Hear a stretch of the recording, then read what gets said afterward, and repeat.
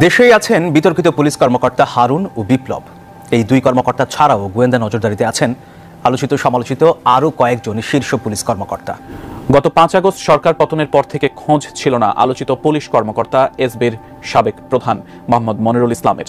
হঠাৎ করে ফেসবুকে ভেসে ওঠে আত্মগোপনে থাকা পুলিশ কর্মকর্তা মনিরুলের বিচারে গুলি করে ছাত্র জনতা হত্যার নির্দেশদাতা বিতর্কিত এসব কর্মকর্তারা তাদের অবস্থান নিয়ে সামাজিক যোগাযোগ মাধ্যম ফেসবুকে নানা ধরনের গুঞ্জন শোনা যাচ্ছে। খোদ পুলিশ বাহিনীর কেউ কেউ বলছেন তারা একটি বিশেষ বাহিনীর। দর্শক, অবশেষে বেরিয়ে আসলো আওয়ামী লীগের সেই দালাল পুলিশ কর্মকর্তারা। সম্মানীয় দর্শক, বিপ্লব কুমার সরকার এবং ডিবি প্রধান হারুনকে ইতিমধ্যে আটক করেছেন। এই ভিডিওতে আপনারা দেখতে পারবেন।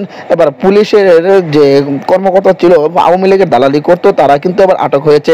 সেনা হেফাজত থেকে তারা শেষ রক্ষা পেল না। সম্মানিত দর্শক, এই ভিডিওতে আপনারা দেখতে পারবেন তাদেরকে কোথা থেকে গ্রেপ্তার করেছেন এবং কোন কোন পুলিশ কর্মকর্তাগুলো গ্রেপ্তার হয়েছে। বিস্তারিত এই ভিডিওতে আপনারা দেখলে রীতিমতো অবাক হয়ে যাবেন।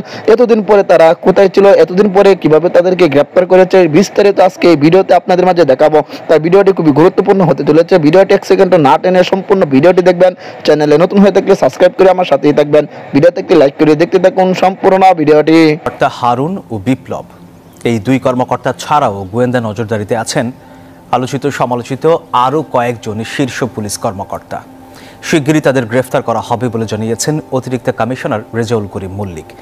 বৈষম্য বিরোধী ছাত্র আন্দোলন দমাতে শুরু থেকেই বিতর্কিত ভূমিকায় ছিলেন পুলিশের এসব শীর্ষ কর্মকর্তা।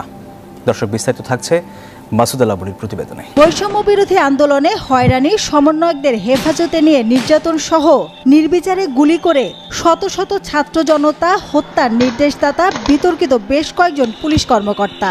তাদের নিয়ে খোদ পুলিশের মধ্যেও রয়েছে নানা আলোচনা। 5 আগস্ট স্বৈরাচার সরকারের পতনের পর থেকেই তারা পলাতক। পুলিশ সদর দফতরের পরিসংখ্যান বলছে, গত 1 আগস্ট থেকে এখন পর্যন্ত বাংলাদেশ পুলিশের 187 জন সদস্য কর্মস্থলে অনুপস্থিত। এদের মধ্যে ছুটিতে 96 জন, গড়হাজির 49 জন, স্বেচ্ছায় চাকরি থেকে ইস্তফা দিয়েছেন 3 জন এবং অন্যান্য কারণে 39 জন পুলিশ সদস্য কর্মস্থলে অনুপস্থিত রয়েছেন। তাদের বিরুদ্ধে ব্যবস্থা নেওয়া হচ্ছে বলে জানিয়েছে পুলিশ সদর দফতর। দেখুন, 1 আগস্ট থেকে অদ্যাবধি বাংলাদেশ পুলিশের 187 জন সদস্য কর্মস্থলে অনুপস্থিত রয়েছেন। প্রচলিত বিধিবিধান অনুসারে তাদের বিরুদ্ধে প্রয়োজনীয় ব্যবস্থা গ্রহণ কার্যক্রম চলমান রয়েছে। এখন পর্যন্ত তৎকালীন আইজিপি চৌধুরী আব্দুল্লাল মামুন, সাবেক আইজিপি শহীদুল হক ও সাবেক ডিএমপি কমিশনার আসাদুজ্জামান মিয়া সহ কয়েকজনকে গ্রেফতার করা হয়েছে। তৎকালীন ডিএমপির অতিরিক্ত কমিশনার মোহাম্মদ হারুনুর রশিদ, যুগ্ম পুলিশ কমিশনার বিপ্লব কুমার সরকার, যুগ্ম কমিশনার এসএম মেহেদি হাসান, অতিরিক্ত ডিআইজি প্রলয় কুমার জোয়াদ্দার সহ বিতর্কিত ও সমালোচিত অনেকেই এখনও লাপাত্তা। সবচেয়ে বিতর্কিত হারুনুর রশিদের বিষয়ে গুঞ্জন রয়েছে, তিনি গণপিটুনির শিকার হয়ে একটি বাহিনীর হাসপাতালে ভর্তি ছিলেন। তার বিরুদ্ধে অন্তত 50টি হত্যা মামলা রয়েছে। অতিরিক্ত আইজিপি মনিরুল ইসলাম, মোহাম্মদ আলী মিয়া ও কৃষ্ণপদ রায়, ডিআইজি আসাদুজ্জামান, মোজাম্মেল হক, হাবিবুর রহমান সহ এখন পর্যন্ত 17 শীর্ষ কর্মকর্তাকে বাধ্যতামূলক অবসরে পাঠানো হয়েছে। তৎকালীন ডিএমপি কমিশনার হাবিবুর রহমানের নির্দেশে ডিএমপির 8 বিভাগে দায়িত্বরত পুলিশ সদস্যরা নির্বিচারে গুলি চালায়।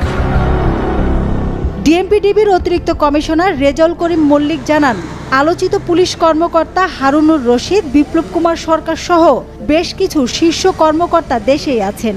শিগগিরই গ্রেফতার করা হবে তাদের। ডিআইজি হারুনুর রশিদ, বিপ্লব কুমার সরকার, এনাদের নাম আছে।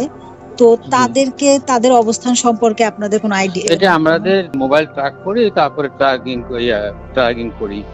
তো ট্র্যাক করা অবস্থায় আমরা চেষ্টা করতেছি, আমরা আপনাদেরকে অচিরে জানাতে পারবো কিছু একটা। আমরা আইনের আওতায় সবাইকে নিয়ে আসবো যারা এই জুলুম সরকারের দোষর ছিল। এদিকে সাবেক এই পুলিশ কর্মকর্তা মনে করেন, এসব কর্মকর্তাদের আইনের আওতায় এনে পুলিশকে জনবান্ধব করতে হবে। জুলাই এবং অগাস্টের সহিংসতার সঙ্গে সরাসরি জড়িত যাদের উস্কানিতে, যাদের মদতে, যে এই সমস্ত অফিসারের মদতে এগুলো হয়েছে, তাদেরকে তো শীঘ্রই আইনের আওতায় আনা হবে। আপনি জানেন যে ইতিমধ্যে অনেকের নামে মামলা হয়েছে এবং আরও বেশ কিছু অফিসারের নামে মামলা হবে।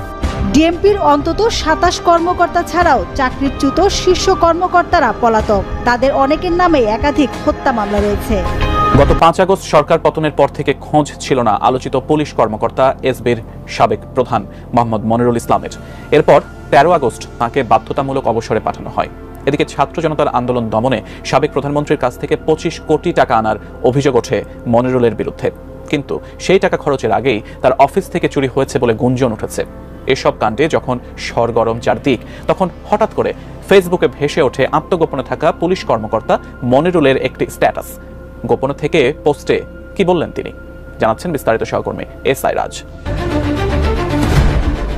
মনিরুল ইসলাম আওয়ামী লীগ সরকারের আমলে পুলিশের সবচেয়ে প্রভাবশালী কর্মকর্তাদের মধ্যে একজন তিনি। পুলিশের অতিরিক্ত আইজিপি ছিলেন তিনি। বিসিএস 15 ব্যাচের পুলিশ কর্মকর্তা মনিরুলের বাড়ি গোপালগঞ্জের মুকসুদপুরে।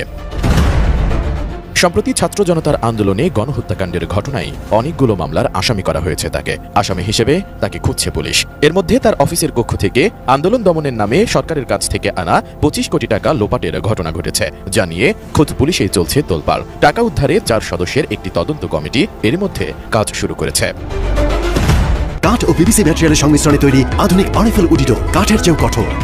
তদন্ত সংশ্লিষ্টরা বলছেন, এই টাকার রহস্য এবং গায়েবের ঘটনায় এরই মধ্যে কয়েকজনকে সন্দেহের তালিকায় রাখা হয়েছে। ধারণা করা হচ্ছে আঙুলের ছাপ দিয়ে এসপি প্রধানের কক্ষে ঢোকার প্রবেশাধিকার ছিল দপ্তরের 5 জনের। 7 আগস্টের পর তাদের প্রত্যেকের সেই প্রবেশাধিকার লক করে দেন এক কর্মকর্তা। ওই কর্মকর্তার তত্ত্বাবধানেই টাকা সরানোর ঘটনা ঘটতে পারে বলে সন্দেহ করা হচ্ছে। সূত্র জানায়, এসবি প্রধানের মূল কক্ষের পেছনে একটি সিন্দুক রয়েছে। সেখানে মূলত রাষ্ট্রের অতি গুরুত্বপূর্ণ কিছু ডকুমেন্ট রাখা হয়। ওই সিন্দুকেই রাখা হতে পারে ছাত্র জনতার আন্দোলন দমনে সোর্স মানি হিসেবে আনা বিপুল পরিমাণ অর্থ। মনিরুল ছাড়াও এই টাকার কথা জানতেন 4 থেকে 5 জন কর্মকর্তা। তারাই যোগসাজশে এসপি কার্যালয়ের ক্লোজড সার্কিট ক্যামেরা ও ইন্টারনেট বন্ধ রেখে 6 থেকে 12 আগস্টের মধ্যে যে কোনো সময়ে ওই টাকা সরিয়ে নিয়েছে বলে ধারণা করা হচ্ছে। সম্মানিত দর্শক, আশা করি সকলে পুরো ভিডিওটি দেখলেন। এই ভিডিও সম্পর্কে অবশ্যই আপনাদের মূল্যবান মতামত ভিডিওর কমেন্ট বক্সে লিখে জানাবেন। সম্মানিত দর্শক, ইতিমধ্যে কিন্তু আপনারা ভিডিওতে দেখতে পেরেছেন আওয়ামী লীগের দালাল ছিল যে পুলিশ কর্মকর্তা, ইতিমধ্যে কিন্তু তাদেরকে আটক করেছেন সেনাবাহিনী। সম্মানিত দর্শক, সেনাবাহিনী হেফাজতের ছিল তারা, এবার শেষ রক্ষাও পেল না। সম্মানিত দর্শক, আওয়ামী লীগ ক্ষমতা থাকা অবস্থায় তারা খুব দাপট দেখিয়েছে, পাওয়ার দেখিয়েছে, তারা পাওয়ারের অপচয় করেছে। সম্মানিত দর্শক, এবার তাদেরকে গ্রেপ্তার করেছেন। ইতিমধ্যে কিন্তু এই ভিডিওতে দেখতে পেরেছেন যে বিপ্লব কুমার সরকার এবং ডিবি প্রধান হারুন সহ আরো অনেক পুলিশ কর্মকর্তাকে ইতিমধ্যে গ্রেপ্তার করেছেন। সম্মানিত দর্শক, তাদের সেই দাপট এবার শেষ হয়েছে, দাপটের পতন হয়েছে। সাবেক স্বৈরাচার যে সময় ক্ষমতায় ছিল তারা যেভাবে ছাত্র এবং সাধারণ মানুষের উপর নিপীড়ন নির্যাতন করেছিল, সেই বিষয়গুলা কিন্তু এবার প্রকাশ হয়েছে। ইতিমধ্যেই তাদেরকে গ্রেপ্তার করেছে। সম্মানিত দর্শক, এই ভিডিওতে কিন্তু আপনারা বিস্তারিত দেখতে পেরেছেন। অবশ্যই এই ভিডিও সম্পর্কে আপনাদের মতামত ভিডিওর কমেন্ট বক্সে লিখে জানাতে ভুলবেন না।